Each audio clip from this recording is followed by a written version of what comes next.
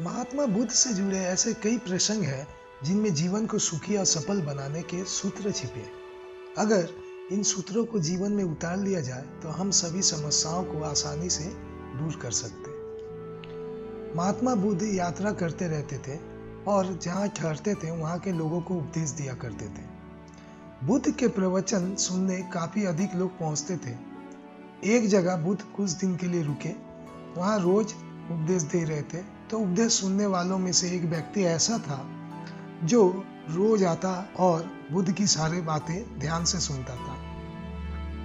बुद्ध के प्रवचन सुनने वाला वो व्यक्ति सोच रहा था कि मैं इतने दिनों से बुद्ध की बातें सुन रहा हूँ, लेकिन मेरे जीवन में कोई बदलाव नहीं आ रहा। एक दिन बुद्ध ने प्रवचन में कहा, अगर कोई व्यक्ति आपके ऊपर गुस्सा करता है तो वो अपना खुद का नुकसान करता है, लेकिन अगर आप भी गुस्से का उत्तर गुस्से से देते हैं तो आप उससे भी ज्यादा खुद का नुकसान करते हैं। जैसे ही बुद्ध ने ये बात कही, वो व्यक्ति गुस्सा हो गया। उसने कहा कि मैं कई दिनों से आपकी बातें सुन रहा हूँ, लेकिन मेरे जीवन में तो कोई बदलाव नहीं आया।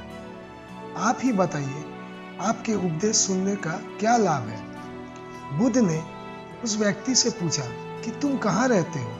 व्यक्ति ने जवाब दिया, मैं शाश्वती में रहता हूँ। बुद्ध ने फिर पूछा कि यहाँ से शाश्वती की दूरी कितनी होगी और आने जाने में कितना समय लगता है? उस व्यक्ति ने दूरी बता दी और आने जाने का समय भी बता दिया। इसके बाद बुद्ध ने फिर पूछा कि आना जाना कैसे करते हो? व्यक्ति ने कहा कि मैं कोई ना कोई सवारी ले लेता हूँ। इसके बाद बुद्ध ने फिर से कहा कि एक बात बताओ, क्या तुम बैठे बैठे वहां पहुंच सकते हो? वो व्यक्ति बोला, बैठे बैठे कैसे पहुंच सकता हूँ? इसके लिए या तो सवारी करनी होगी या पैदल जाना होगा। बुद्ध ने कहा कि ही सही बात है।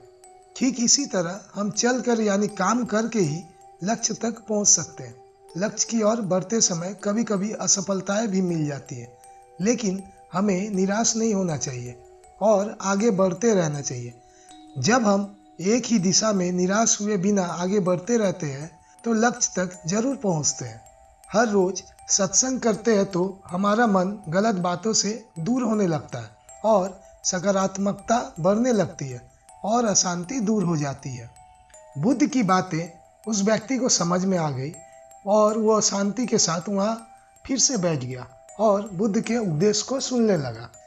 असफलता से निराश होकर कभी रुके नहीं, लगातार प्रयास करने से ही सफलता मिलती है।